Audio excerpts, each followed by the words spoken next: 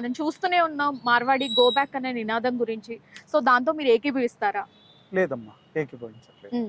ఏం చెప్తారు? మీ ఒపీనియన్ ఏంటి? భారతదేశంలో పుట్టిన ప్రతి ఒక్క భారతీయుడు కూడా భారతదేశ భూభాగంలో ఎక్కడైనా బతికే హక్కు రాజ్యాంగం కల్పించింది. నువ్వు ఇక్కడ వచ్చి ఉండకూడదు, నువ్వు ఇక్కడ వచ్చి ఉండకూడదు అనే భావం తప్పు. అట్లా కనుక మార్వాడి వాళ్ళు ఇక్కడ వదిలి వెళ్ళిపోవాలన్న పక్షంలో మార్వాడి కంటే ముందు కూడా చాలా మంది వెళ్ళిపోవాల్సిన వాళ్ళు ఉన్నారు ఇక్కడి నుంచి.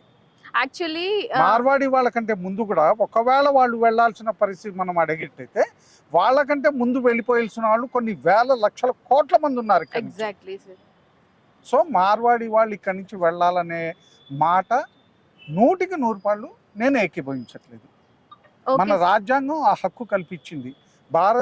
ప్రతి భారతీయుడు భారతదేశ భూభాగంలో కాశ్మీర్ నుంచి కన్యాకుమారి వరకు ఎక్కడైనా బతికే హక్కు మన రాజ్యాంగం మనకు కల్పించింది.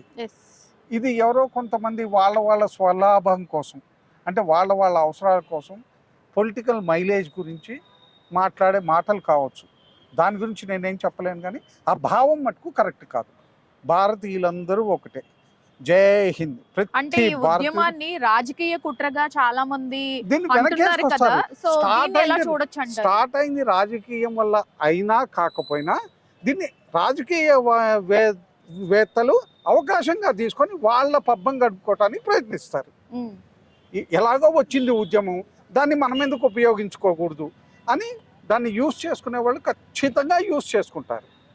100% యూజ్ చేసుకోవడానికి ప్రయత్నిస్తారు. ఇంకో క్వశ్చన్ ఏంటంటే సార్, బీజేపీ వాళ్ళు నార్మల్ గా ఫస్ట్ మార్వాడీస్ ని గో బ్యాక్ అనే ముందు రోహింగ్యా ముస్లిమ్స్ ని గో బ్యాక్ అని ఎందుకు మీరు ప్రశ్నించట్లేదు అని చెప్పి క్వశ్చన్ చేస్తున్నారు. దాని గురించి నేను ఆల్రెడీ మీరు అడిగేదానికంటే ముందే సమాధానం ఇచ్చాను. ఏమి ఇచ్చాను?